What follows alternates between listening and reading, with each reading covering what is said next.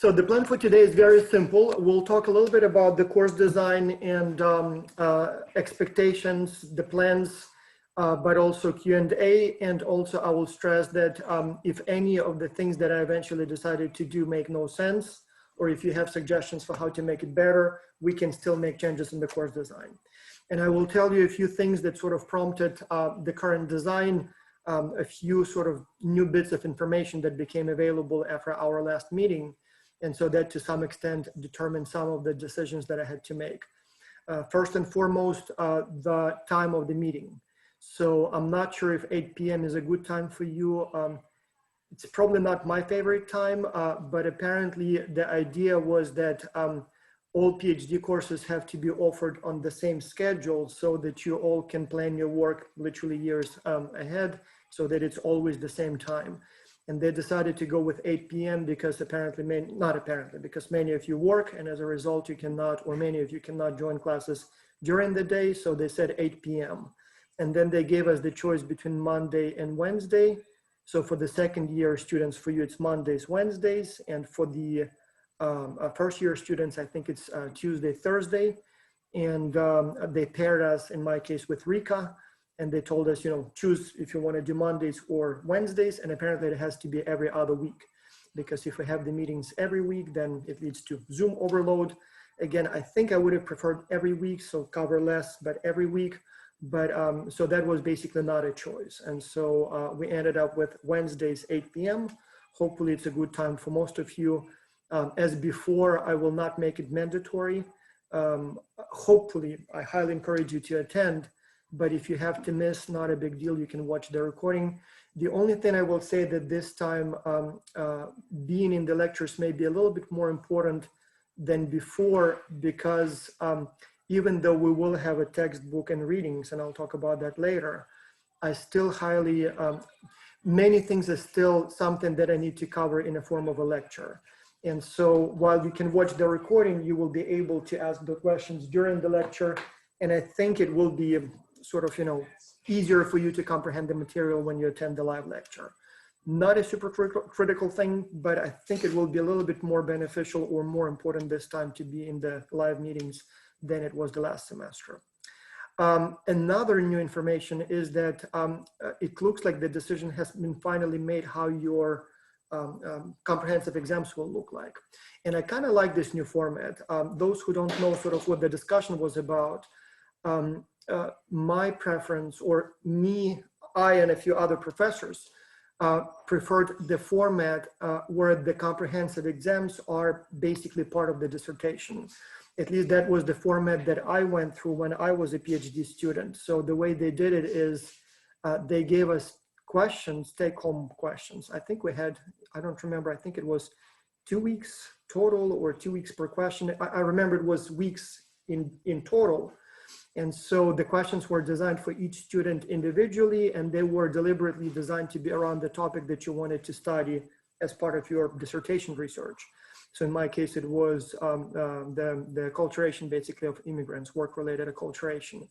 And so they gave me questions. There was one about literature, essentially literature review on the topic. Another one was on theory, and another one was on method. And so I had to write very detailed, fundamental sort of answers to those questions. But the beauty of this approach was that as I was working on my comprehensive exam, essentially I was working on my dissertation. And when I was done with my comprehensive exams, when I went through the defense, I basically had the draft of my dissertation ready. I still needed to collect the data, to run the analyses, but I had a very, very good understanding of what I'm going to do for my dissertation. And I had literally probably about 100 pages or so of it written. The disadvantage of this approach is that presumably the comprehensive exams have to provide a comprehensive examination. So you're not sort of supposed to know what topics we will cover, theories or methods. You need to know everything, and it tests your overall knowledge. And so when it was done like it was in my case, essentially I could have gotten by with a good grade without knowing anything outside my narrow area of specialization.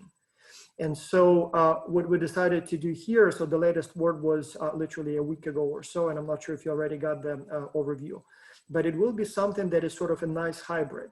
So it will still be a range of topics and methods, but it will be you will be asked to write study proposals. So it will not be an exam in a traditional sense. It will be a set of essentially study proposals that you need to write. And I can show you samples of the questions that I sent out. Actually, I can just read them to you.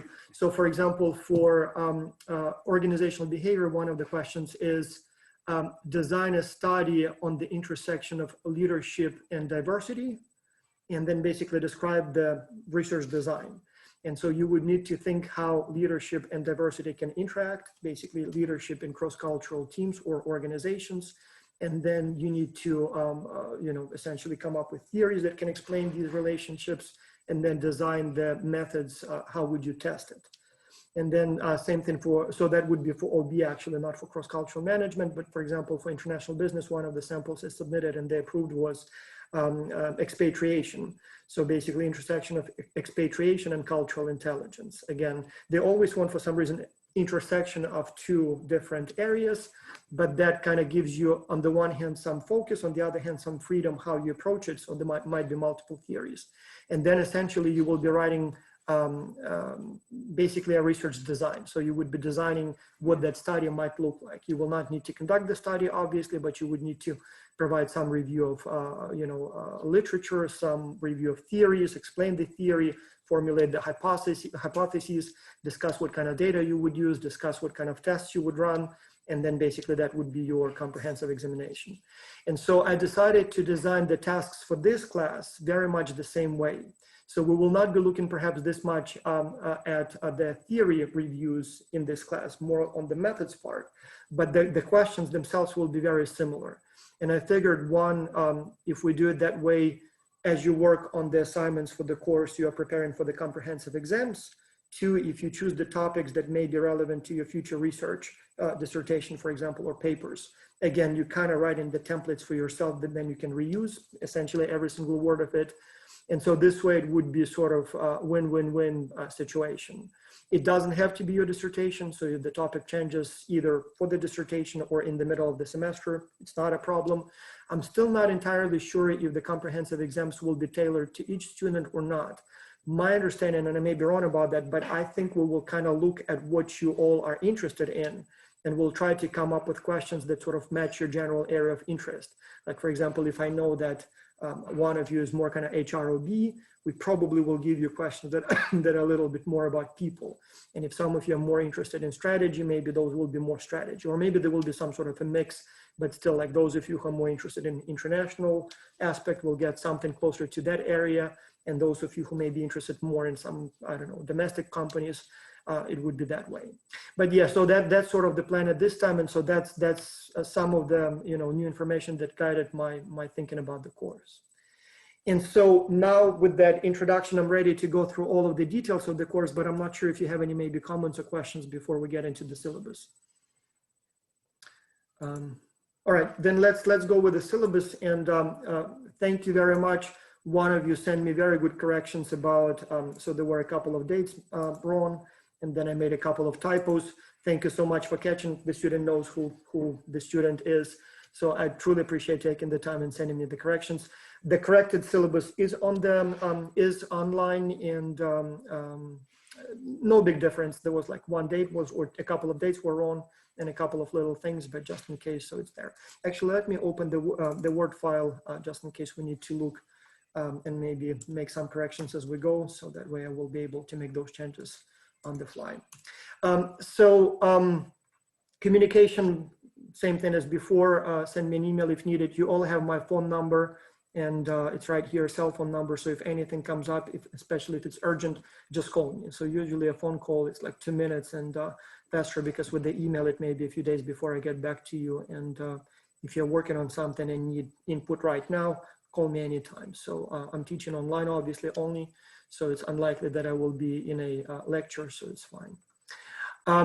So course scope and goals. This one's a very important issue, so let me talk a little bit more about it. We actually had quite an extensive discussion over the winter break with Moses, with Aisha, with Aaron, about what this course should be.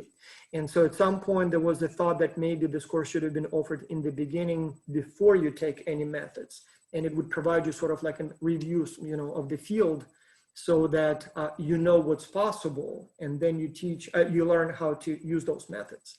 But eventually it was decided that it will stay as it was originally envisioned, where it goes last. And so here the expectation is that you already know something about research methods, that you know what correlation, regression, structural equation modeling is, so you have a general understanding of the research methods. But you're sort of still kind of lost a little bit, and you're not sure which one is better for the specific study you want to do, or maybe which one would be more suitable for your specific dissertation. And so you're a little kind of, not sure how it all fits together. So you have, you know some methods, but you don't really know how to choose the appropriate one. Second, you are now at the stage where you are thinking about your dissertation. And while you may not have your final topic quite worked out, but you maybe want to talk to someone about what methodology you should be using, what kind of data you can be collecting, where you can get those data. And so the idea here is that this course will sort of put it all together. So the literal mandate sent to me by the department chair and the program director is that the goal here is to review all available methods and help you better understand which one is appropriate when, or what are the kind of situations where each of those methods would be most suitable. And then ideally help you select the methodology and refine your understanding of the methodology for your specific dissertation research if you have the topic in mind. And so that's exactly what we will do. So we will not be looking at the math behind each method. So I will not be teaching you how to, for example, interpret the, within and between variance in HLM, for example, or I will not be looking at specific, interpretations of some indices in the OLS regression. We assume that you either already know that, or if not, the readings for this course will give you, basically will tell you everything you need to know. So I will say, for example, structural equation modeling. So if this is what you need to use it, for your dissertation, here is a chapter that explains to you how to use it, how to interpret the findings. So it's not the purpose of the course to explain the mechanics. It's more helping you understand what each method is for and when it's appropriate and when it's not.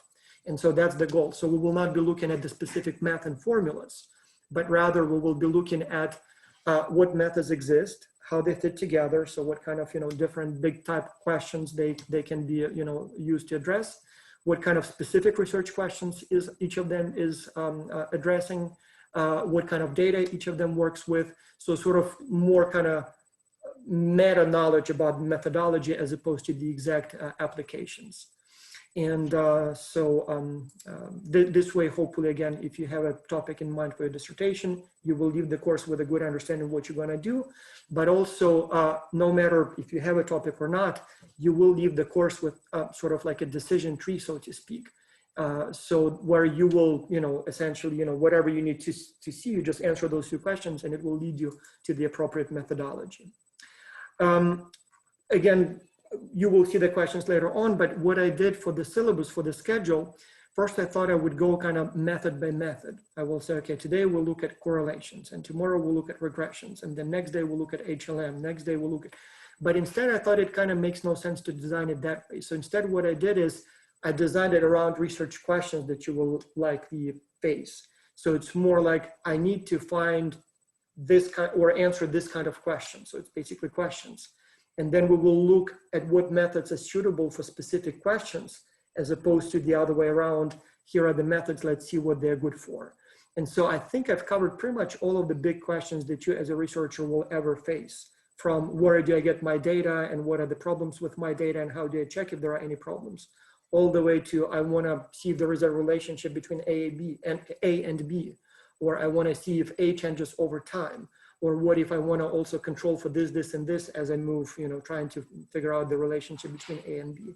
And so hopefully that way it will allow you to kind of approach it from your needs, as opposed to from, here are the tools, now let me explain to you why they, why they exist or what they're for.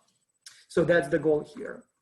Course format, basically same thing as before. So we will have some readings and some lectures. So there will be not assigned, highly recommended textbook. There will be some additional readings, like papers that I've pre-selected, and maybe I'll add a few more if I find something good as we're moving along the semester. And you communicate with me, obviously, during the live sessions. If you need to send me an email, you can, or if you need to call me, you can. And then obviously your work submitted in Canvas. So we talked about the live sessions. As I said, highly recommend, but not required. They said that we should aim at about 1 hour to 2 hours. I put here 1.5. I'll try to stay within approximately 1 hour each time. It will probably go more like 1.5. But if needed, please block 2 hours just in case, there will be questions, or if you need some feedback, or if some discussion goes a little longer. So we'll see how things go. Readings.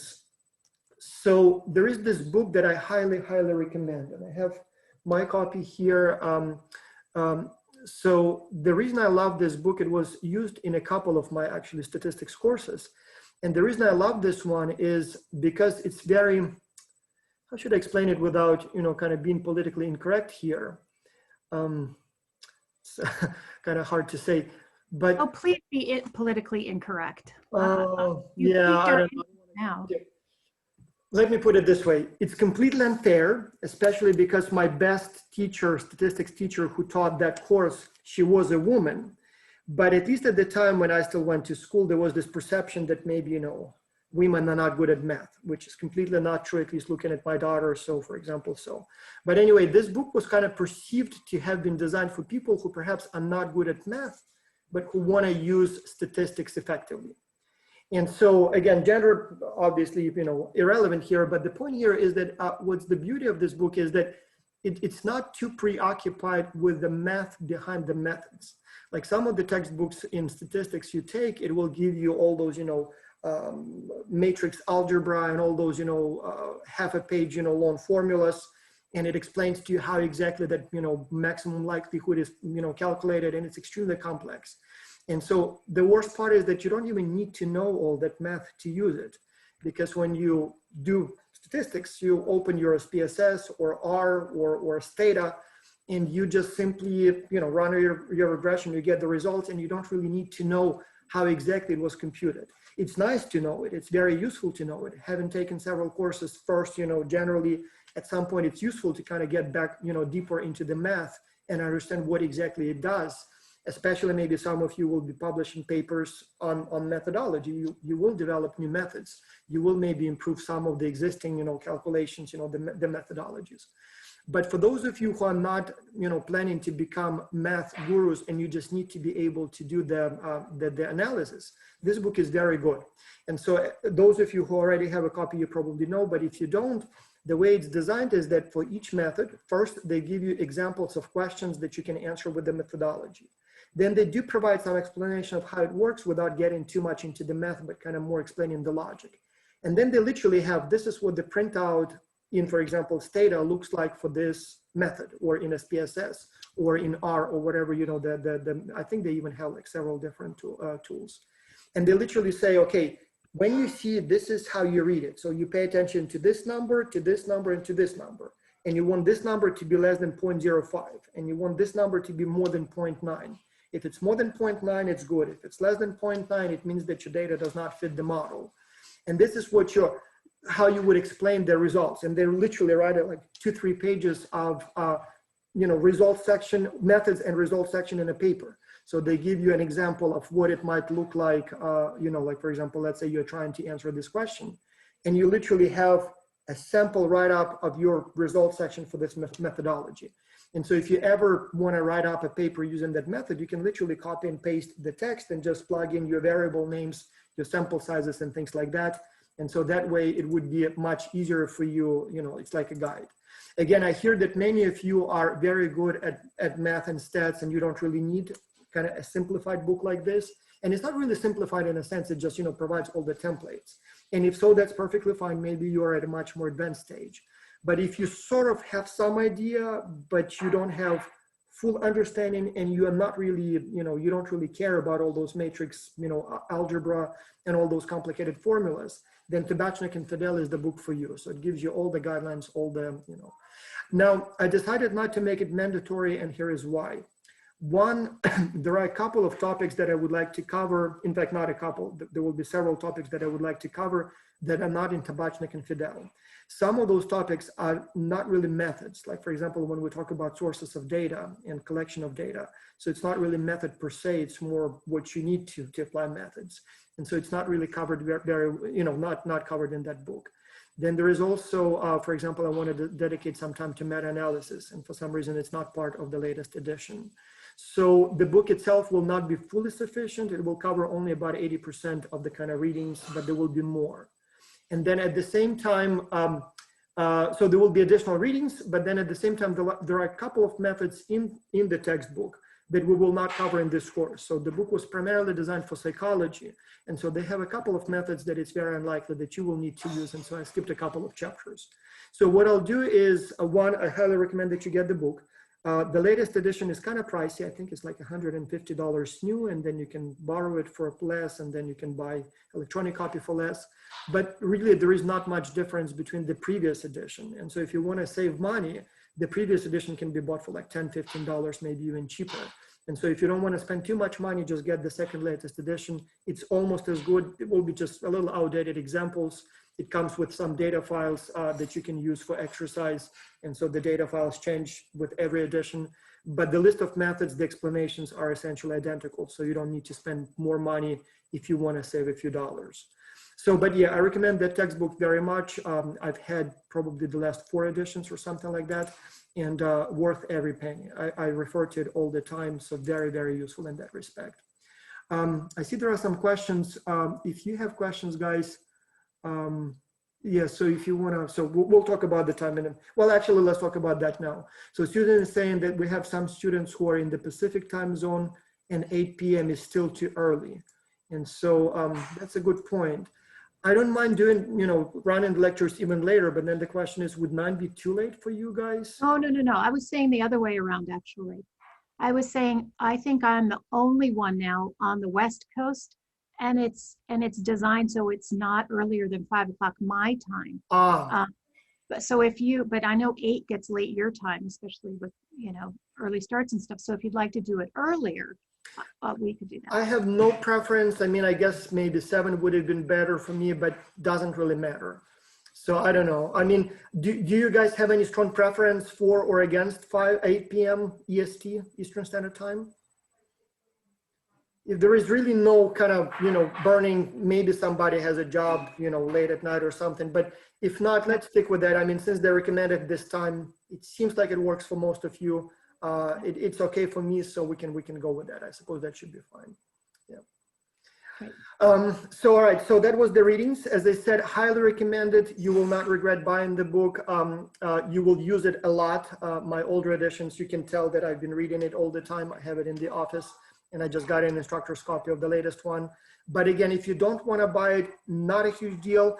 I think I have the right to scan 1/3 of the book, and I intend to make copies of some of the chapters, make them available to you. There are some additional readings for some of the chapters. So I think you will survive as long as you, go through the lectures. It's not a big deal. The book will help you, especially when the time comes to write your proposals, because again, you will need to write up sort of mock-ups of your methods, data analysis, all that, and you really can just use the template from the book directly. It will also help you for that same reason with your comprehensive exams. And so I think it will save you many, many hours, probably hundreds of hours over the, until the next edition. And from that perspective, I think it's totally worth it. In terms of the assignments, so there will be 6 assignments, and I'll go through them one by one. And again, ideally, I recommend that it's something that you think you might want to write your dissertation or a paper about. But at the same time, it's perfectly acceptable to change topics and maybe do, research assignment 1 on topic A, and then switch gears and then maybe refine it, or maybe completely change the topic. That's perfectly fine. It seems to me that if you have some idea what you want to do for your dissertation, then all these assignments can become essentially, part of your dissertation writing. And if you kind of play it right, then by the end of the semester, you may have, at least a few pages of your dissertation written, or at the very least clarified in your mind what methodology you might use, what data you might use, so you will have a much better understanding. But again, we did the survey a few weeks ago, and from what I understand, about 2/3 of you don't know what you want to do. So some of you have a very clear idea. In fact, some of you have an extremely clear idea, even started working already. But then some kind of have a general idea, but still are not sure what you want to do. And then most of you are not sure at all.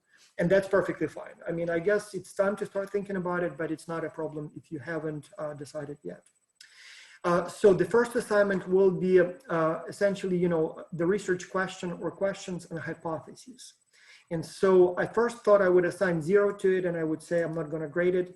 But I thought, why not? Let's grade this one. It's an easy one. So all you have to do for this one is to state one or a couple of research questions, and then come up with hypotheses, testable hypotheses for this question. I'll give you a few examples as we go through these assignments, but I actually noticed that last semester, some of you had difficulties with this. Like some of you were stating your hypothesis more in terms of exploratory questions rather than testable hypotheses. And so it's very important that you do this one right, because if you do this one right, the rest will be much easier. And so I thought, it's a good exercise for you to think about these methods. And so I even stated a few examples here, so I'm not sure if I need to switch between the class, all right, so I think I can do this. You can see my slides, right? I think I can do it this way. Yeah. So I'll give you an example of, for example, a study that I always wanted to do, never did it, but there are a few colleagues who are working on this, just as an example, completely arbitrary example. Let's say, for example, I would like to study essentially who gets to be a leader. So I want to know why some people become leaders or team leaders, elected leaders, and others don't. And it's an important question because on the one hand, everybody wants to be a leader because leaders are respected, leaders make more money, leaders have more opportunities, to change the world. But also maybe as a manager, I want to know why some people get, to be leaders and others don't. Is it something about their personality, experience, age, language proficiency? What is, why some people get to be team leaders and others don't? And so the research question for a study like that, and again, it's completely sort of random, just as an example, but it could be literally what kind of people get to be team leaders. And then again, I come up here with a couple of possible reasons, like for example, emotional intelligence. So maybe people who are very good at reading emotions and sort of, regulating their own emotions, maybe they are more likely to be elected team leaders. So emotional intelligence correlates with leadership status, so that people with higher emotional intelligence are more likely to be elected team leaders. Or another study that we do now, university rank. So maybe people who come from top universities are more likely to be elected team leaders because, people are sort of, blinded or I don't know, affected by their academic pedigree, and they say, oh, he's from top university, so he must be a good, leader. So let's elect him. And again, it doesn't have to be a true relationship, but let's say that's my theory. And then I came up with a third hypothesis here, which is a moderation hypothesis. So let's say I believe that emotional intelligence and university rank matter more when the task becomes more complicated. So when it's a simple task and it's a quick project, maybe it doesn't really matter, how emotionally intelligent you are or what university you come from. But if it's a really big, ambitious task, I hypothesize here that hypothesis 1 and hypothesis 2 basically will be even stronger, or the relationship will be even stronger. And again, I arbitrarily chose here EQ and university rank, but for this study, we're also looking at things like language proficiency, experience, gender, IQ, CQ, age, all of those things sort of matter. And so all you need to do for this assignment, that's your first assignment, think about the research question and think about a couple of hypotheses around that question. And so my feedback will be, I want to make sure that you have testable hypotheses in mind. So it will not be something like a bad answer would be something like, hypothesis 1, people, how should I state it? Like there were a few of those in your previous one. So it would be more like, how does it happen, or what happens, or how things work.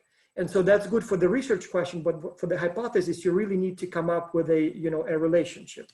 And so here I give you six examples of, not examples, but basically types of hypotheses. So your hypothesis should be stated in terms of either A is different from Y, or Y is different from X, or X is different from Y, or Y is related to Y so that when, for example, Y increases, X decreases, and the other way around. You can state the hypothesis in terms of moderation.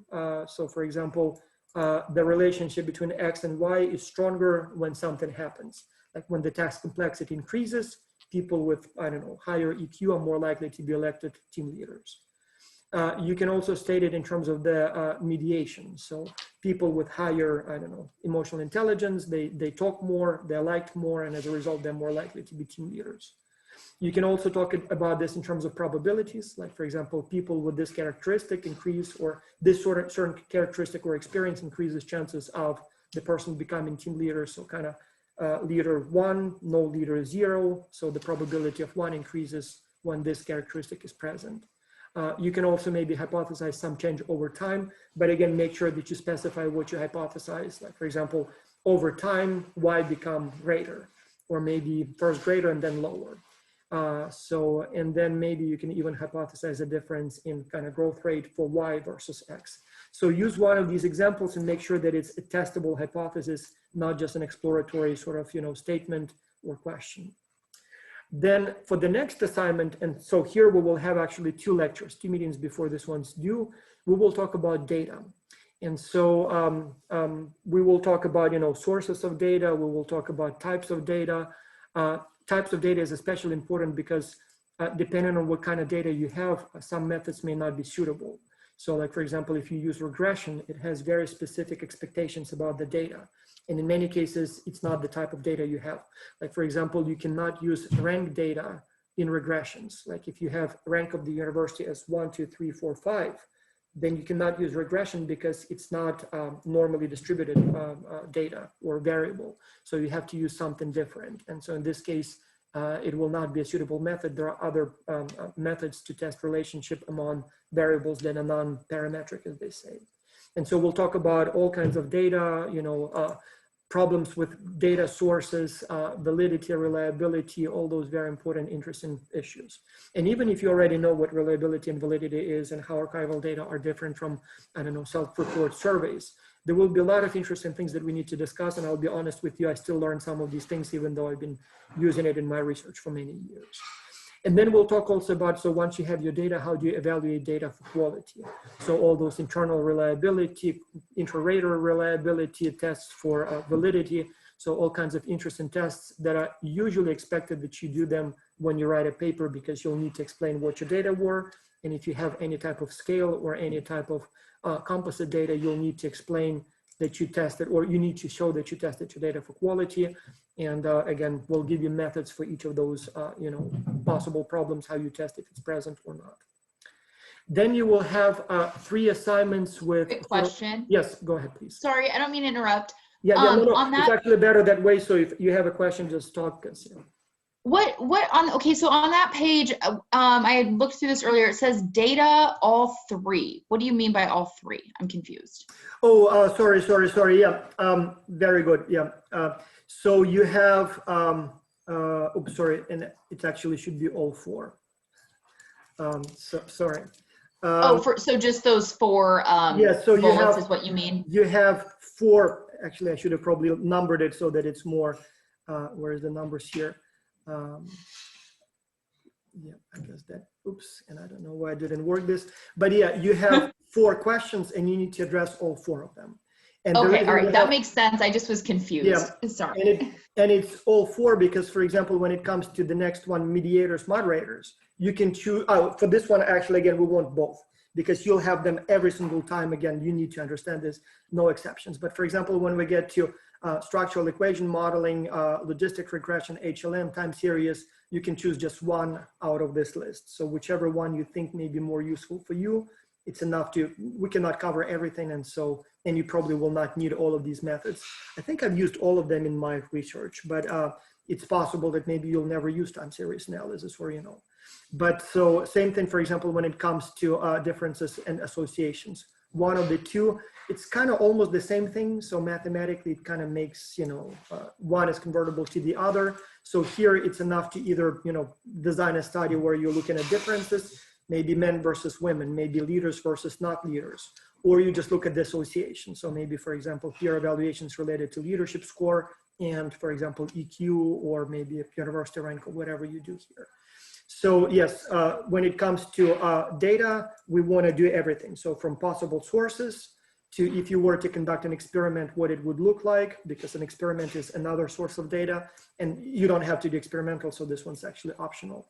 But then yes. Is it acceptable if you built out number 2 in a table format so that you had it very organized, so that you knew? That's a very good idea. That's a very good idea. So yeah. And in fact, again, I almost encourage you for this one to explore all options. Don't limit yourself. I mean, again, if you're busy and you just want to, submit it and get a good grade, that's fine. But it may not be a bad idea to consider all possible sources for your data. Maybe some of them will come from archival data. Maybe some of them you will collect some sort of, do some sort of a survey. Maybe you'll also do a follow-up experimental study. So it's not a bad idea to list all of them and so talk about limitations of each of those data sources. Maybe it's some sort of a selection bias. Maybe it's some sort of, self-report, socially desirable responses to surveys. So, and if you want to present it in a table, that's perfectly fine, even better. So this way it's easier to read it rather than when you have plain text. So totally fine. Yeah. And then, so once you have the data, again, so we have our hypothesis stated. And so for each of these studies, you will start with the research question, then hypothesis, then list of variables, and then you name the method, and then you kind of present the type of results that they might look like. And I'll give you examples for this. But if you come up with research questions for the first assignment that will stay with you for the rest of the semester, you don't need to write it each time. So it will be still the same research questions, still the same hypothesis. It just, there is a little new twist. And so you use a different method. Like maybe for the first study, you will just simply look at whether or not, let's say, emotional intelligence correlates with your peer evaluations in terms of your leadership.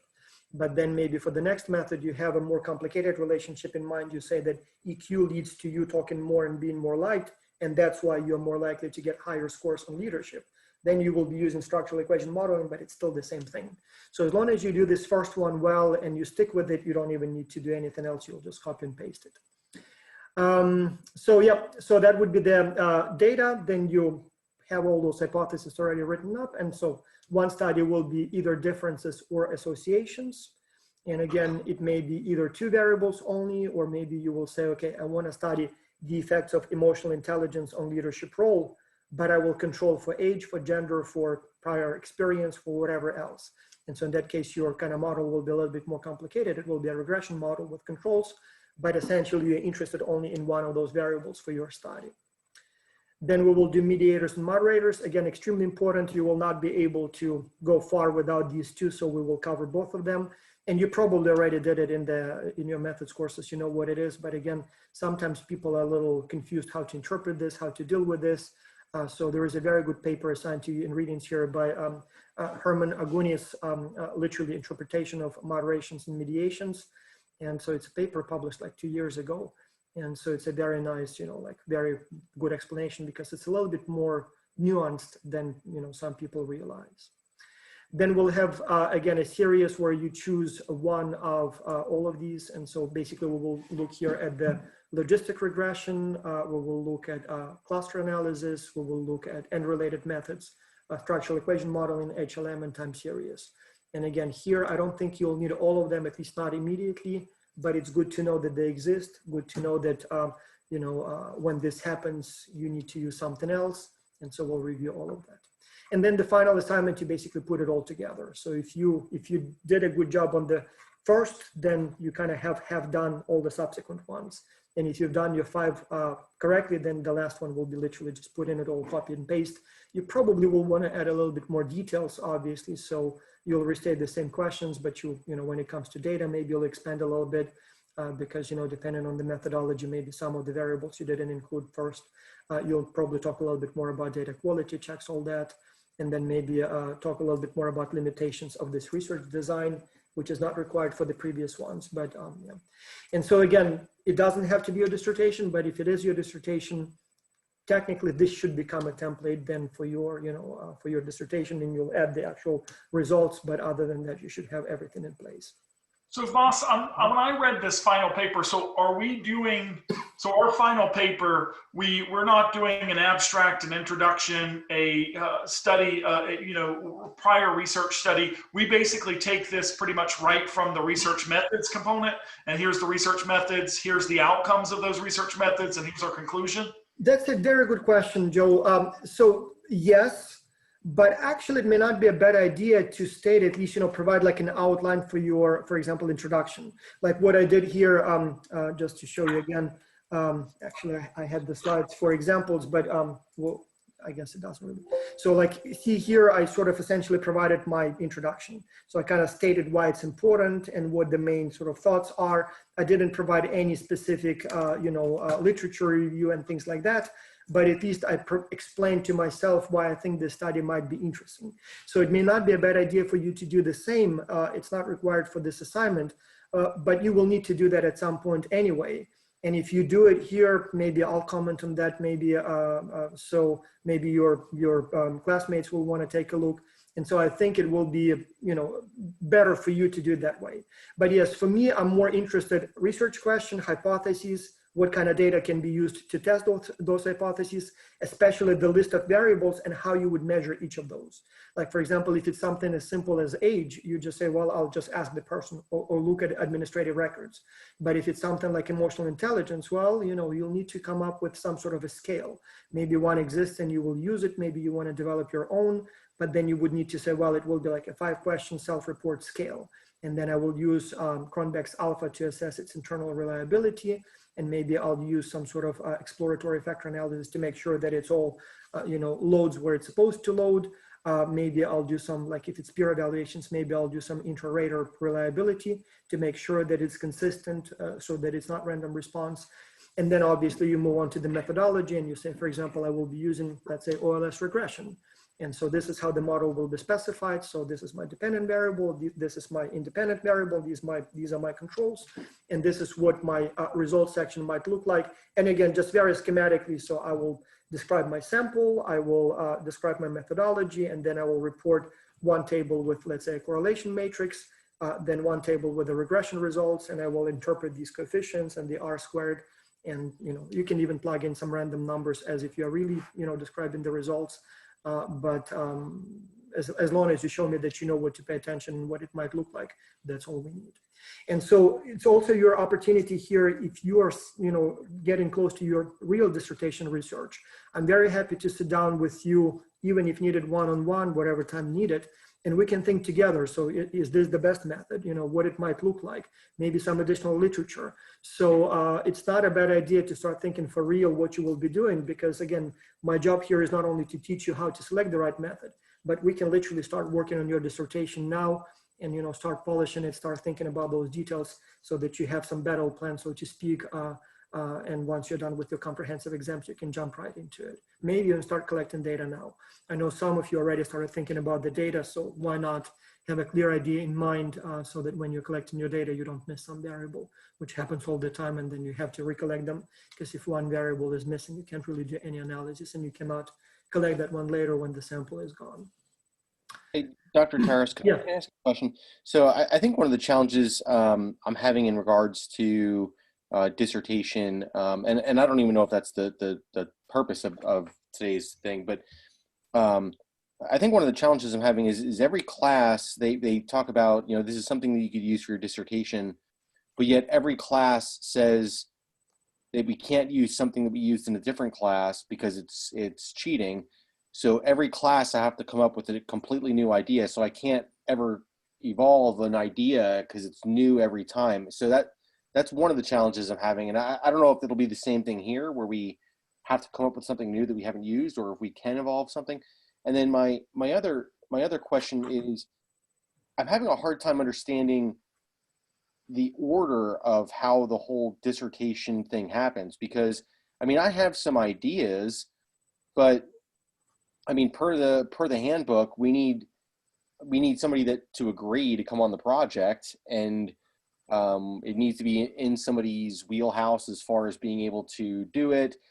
But yet simultaneously, there's limitations. You know, there's only a hint, like whatever it is. There's 15 of us and 7 professors, and we can only have 2 dissertations per professor, which basically means that every professor is going to get 2 dissertations. So everybody's going to have one. So it's kind of like Tetris, trying to find that line that's going to go right. So ultimately, I don't know what I'm doing. I mean, I don't know if we're supposed to come up with an idea first and then find our chair, or if we're supposed to find a chair and then come up with an idea, or I don't know what I'm doing. Yeah, I feel, very good questions. First one, on the new topic. You are correct, Lance, in what I was a little, not wrong per se, but one thing I did not realize when I was talking about, in the previous course that you took with me, International Business, I was saying that ideally I want you to finish this course with basically theory section for your dissertation written up. One thing I did not fully, it's not really didn't realize, but sort of, didn't think in that direction, was that not all of you will be doing international business. Some of you may be in HR OB without any international dimension to it. Some of you may be more kind of pure strategy. Some of you may be even in something different, as with, some maybe, like medical field, as some of you are working in that field. And so maybe it will be more kind of, healthcare management as opposed to strategy per se. And so obviously one of the problems is that, yes, each of these courses is supposed to be finished with a section of your dissertation, but you cannot do that for both OB and international business, for example, because the topics are a little different. I suppose you can find topics in OB that are kind of international, but again, it's a little different. And then when you took the strategy course, it was more on firms. And again, if you're planning to do your research on cross-cultural teams, then essentially whatever you would write for the theory, for the strategy theory course, it will not be usable because you are not planning to use firm level analysis in your dissertation. So from that perspective, it's perhaps a little misleading when each professor tells you, I want you to start working on your dissertation, at least when it comes to the theory courses. When it comes to this one, actually that should be more or less universal. So we're not tied to a specific topic. We are looking at all methods. So whatever you have in mind, whatever the level of analysis, whatever the theory you will be using, we will be covering the methods that can be used here. Now, a very, very good question about new or old. I don't know what the philosophies of other professors are, but I actually prefer old. Like, it would be, in my opinion, not only more efficient, but it would probably allow you to kind of better understand everything if you literally, for this course, used the same topic that you developed for the international business course, if that's the topic you want to do for your dissertation. I have absolutely no problem if you literally just use same topic, you restate the same research question, you have exactly the same hypotheses. In that case, going back to Joe's question, what should be in that paper? Keep that front end. So you already have the introduction, you already have the theory, so why not? So just add it below it, and this way, we will be trying to shape that it all fits together. I don't see that as plagiarism, it's just development, because that was the theoretical component. Now you're moving into the theory. You obviously are developing everything, changing, modifying, revising. I don't see that as plagiarism in any way, especially again, given that last time the focus was on theory, now it's on methodology. So you're working kind of on a different section of the paper. I can see how it could have been a problem that, for example, let's say one of you was working on cross-cultural teams for the international business course, and then used that same paper for the organizational behavior course, because they also deal with teams. I don't know, maybe in that case, it could have been potentially an issue and overlap. But again, I'd say even there, stick with the same topic, just kind of develop that international component more, or maybe that team component more. So it's not like you're taking your classmate's paper and using it. So you're working on your own paper. So I don't see a problem with that at all. And I don't know. I mean, I don't see how that is cheating or how that is a problem. I mean, obviously, if we had, like methods 1, methods 2, and you had to write a paper and you submitted exactly the same copy, maybe in that case, it would have been a problem. But if it was, for example, methods 1, you did with, for example, Aisha or with Aaron, and you had to write a paper, and then you're going to use that same paper here, I don't see a problem with that. In fact, I encourage you to do that.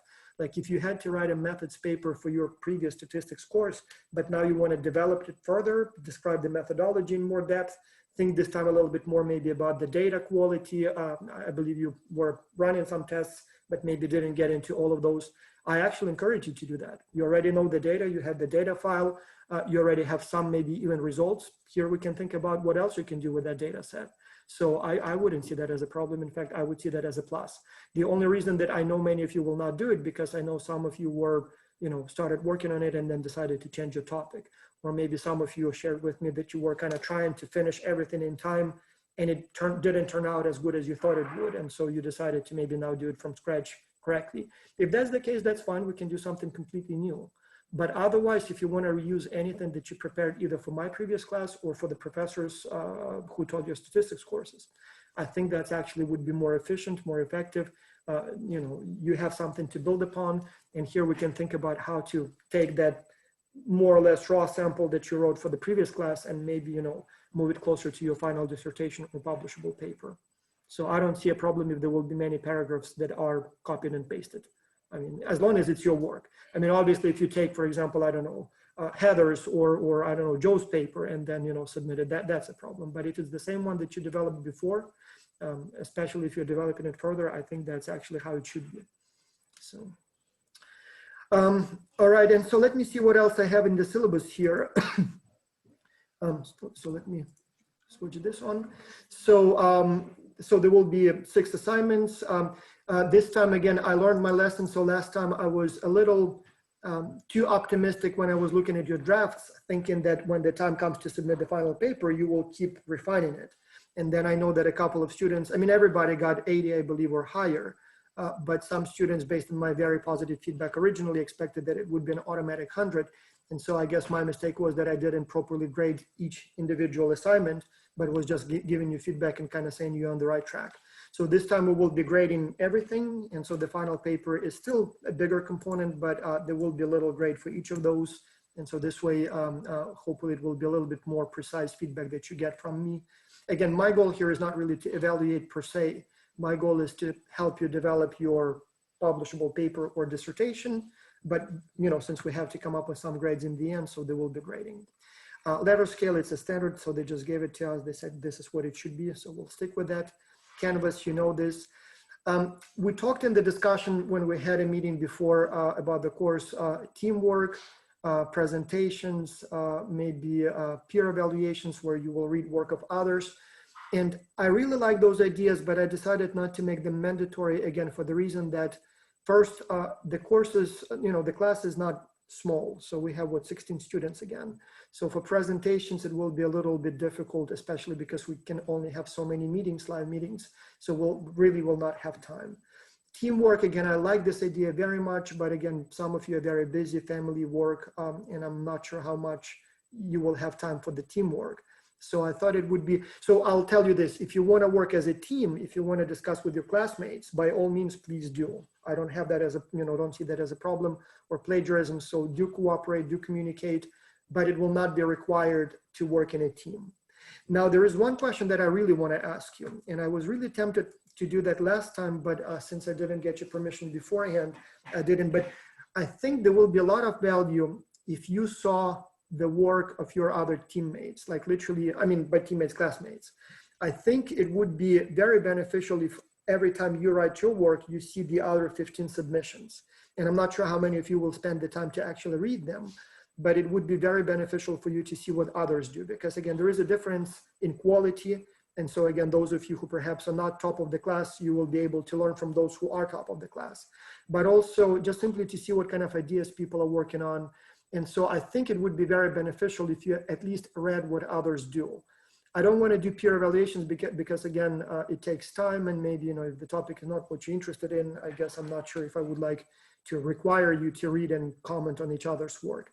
But at least seeing work of others would be, I think, very beneficial for you to see, but also maybe you'll share some comments and feedback, and so then you will benefit from peer feedback. And so the question is, does anyone object to that? I mean, for the privacy concerns, and I'm not sure again if you're comfortable saying that in a group. Let's do it this way. if you would rather not your work be seen by other classmates, send me an email privately. And so in that case, maybe what we'll do, either we'll share some, or maybe I'll just randomly select 5 each time and share with the rest of the class, maybe like the best ones. So this way you don't need to be, you know, the party breaker who decided not to share work. But if everybody is okay with that, great, then I'll just put the submissions in Dropbox, share with you the link. So this way you will see what others do. And again, encourage you not only to read it, but share your comments. But if some of you are not okay with that and others are okay with sharing your work, maybe we'll, as I said, share some and not share others, no problem there at all. I don't see how that can be a problem. Like, I don't think there is anything to be ashamed of, like, even if your work will not be stellar.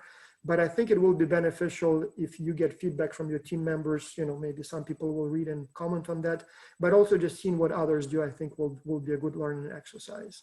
So again, privately, if any of you would prefer not to share your work with the rest of the class, send me an email and then I'll see what we do about that. But as long as nobody objects, or if most are okay, maybe we'll share it that way. So you can then see my feedback on each submission, but also see what others do. And then who knows, maybe there will be some topics that you will find interesting that maybe you decide to co-author and write as a paper together. Again, a dissertation is something you need to do yourself, but nobody says that you cannot publish it with a co-author later on.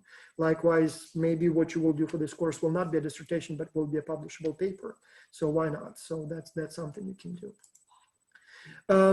So, and what else here? So deferred assignments, I'm flexible about the deadlines. I mean, like if something happens and you're not meeting the deadline, don't get, you know, just send me an email. Like if it's a day late, not a big problem. I mean, obviously, ideally we want to be on time, but again, it's not the kind of course where we need to teach you, you know, work ethics or respect the deadline. So try to be on time, but if you need an extra day, not a big deal. So schedule, same thing. So I'll just kind of draw your attention to a couple of things. So for most of the lectures, I have here sort of sample research questions. So as we talk, like, for example, differences, associations, controls. So here we will talk about things like, for example, you want to find if there is a difference between X and Y. And so here is a research question, a sample research question for example, HROB type of research. Here is one for more kind of strategy. And this is the methodology that we will discuss in that respect. And then if you want to know if X affects Y, again, this is a sample question. So basically, for each of these, we have a type of question that we will work on. And obviously, in your case, it can be something different. It doesn't have to be college GPA and effort. But you know, you will have studies where you will try to find a difference between two things, or maybe multiple things. You will have to find, you know, how two things relate, or maybe more than two things relate. And that's basically how it's done here. And so in the lectures, we will literally just review each of those methods, you know, talk about what they do, how they work, when they're best, what are the pitfalls, when sometimes they may not be, you know, suitable, things like that. And so, and we'll go from there. And then assignments, live lectures, nothing unusual here. So you can read that when you have time. I've talked about, or I thought about guest speakers, and I actually lined up 2, but we will see how it works with the timing. So I really would like to invite my co-author on many papers and a guy who actually writes papers about how to do methods. So he has a few papers where he developed his own methodologies. Pierce Steele from Calgary, and he is one of those kind of co-founders of meta-analysis. So he literally wrote papers on how to do meta-analysis. And so the only problem again is the timing. So since our class is a little late, I hope we will find time when he's available at this hour, and maybe he'll join us for one of the sessions to talk a little bit about meta-analysis. And then second, I wanted to invite somebody to talk about qualitative research methods.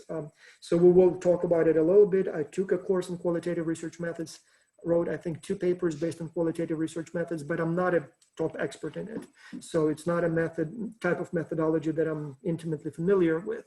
And so I thought I would invite someone, again, if the timing permits. And then there will be another one. I wanted to find it, I guess it will sound a little self-promoting, I guess, in this respect, but I wanted to find a guest speaker so that it sounds more kind of, you know, entertaining new face for you. But I really don't know anyone who knows this stuff better than me. I'm sorry to say it so bluntly, but designing surveys in Qualtrics.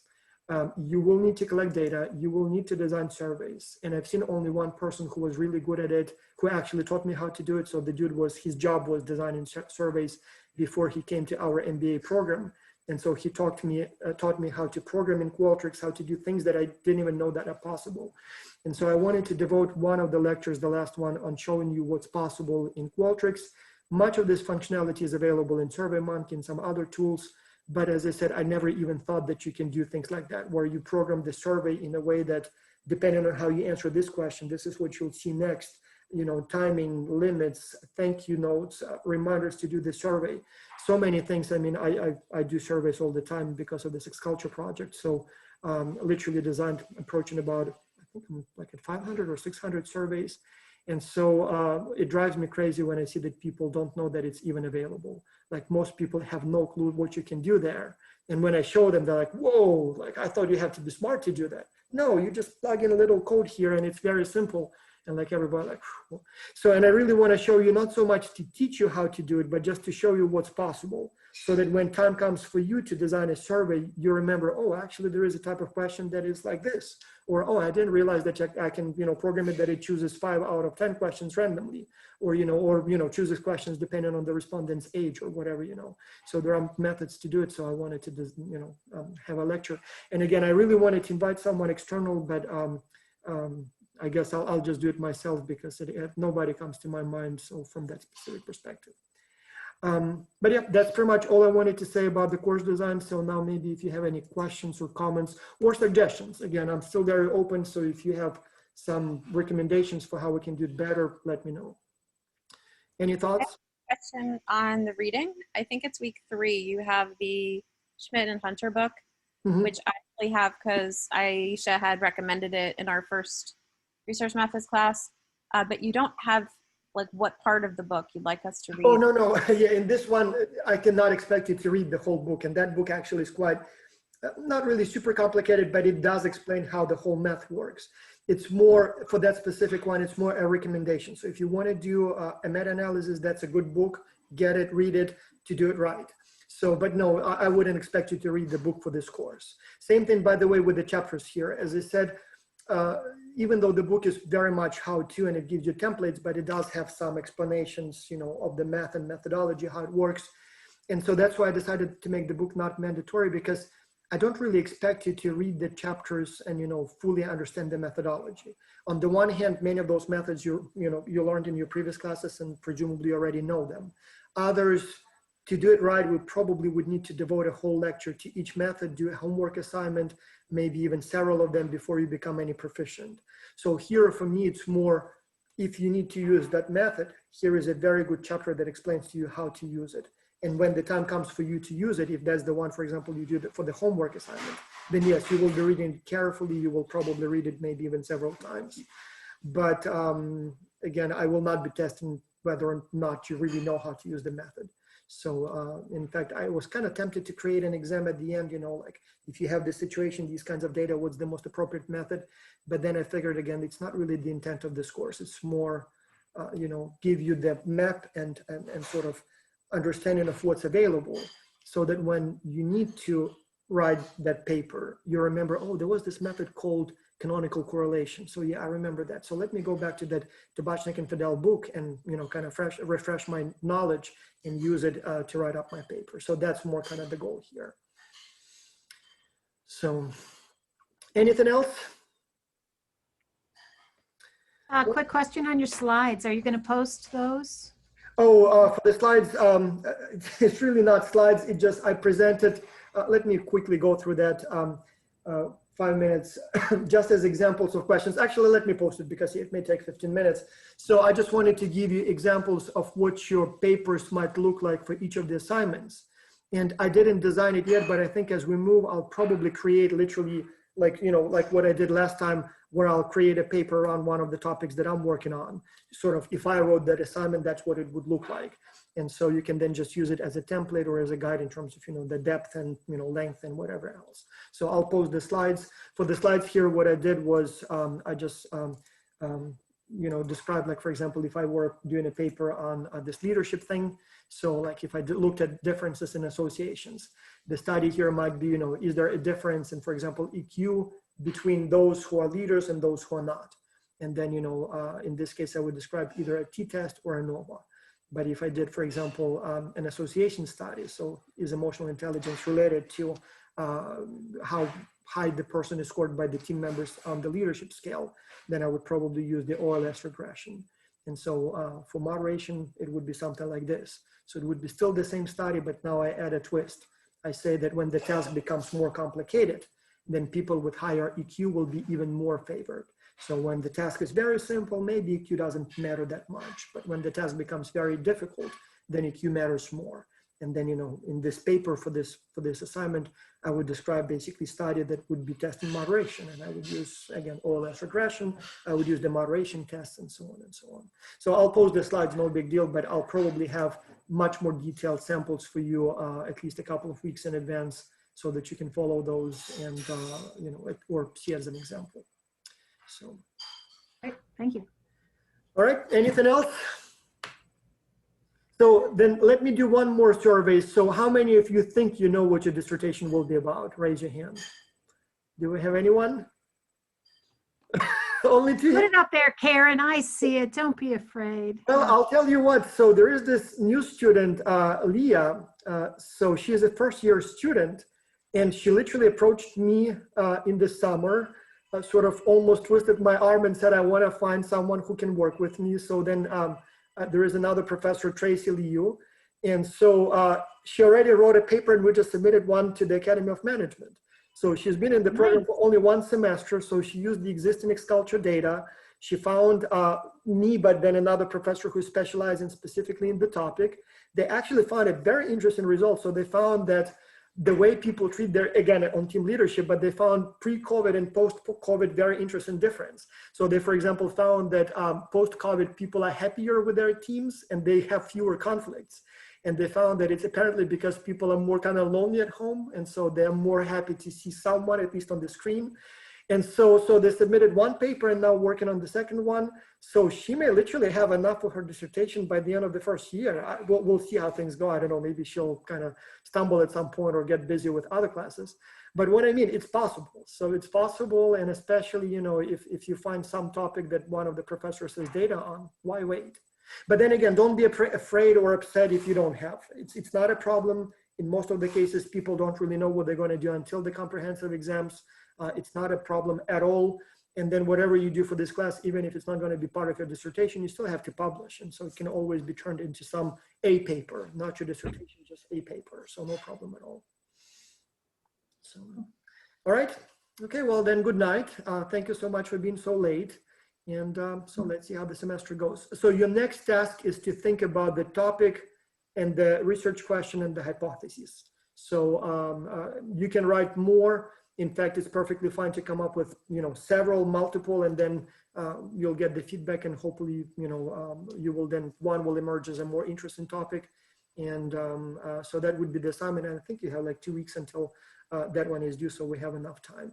And then if you prefer that your work is not shared with the rest of the class, maybe send me a private note at some point, and depending on how many of you will say that you don't want your work shared, we'll decide if it's going to be, you know, definitely shared, or maybe it's better to keep it private. Both ways are fine. So we'll see how we do it.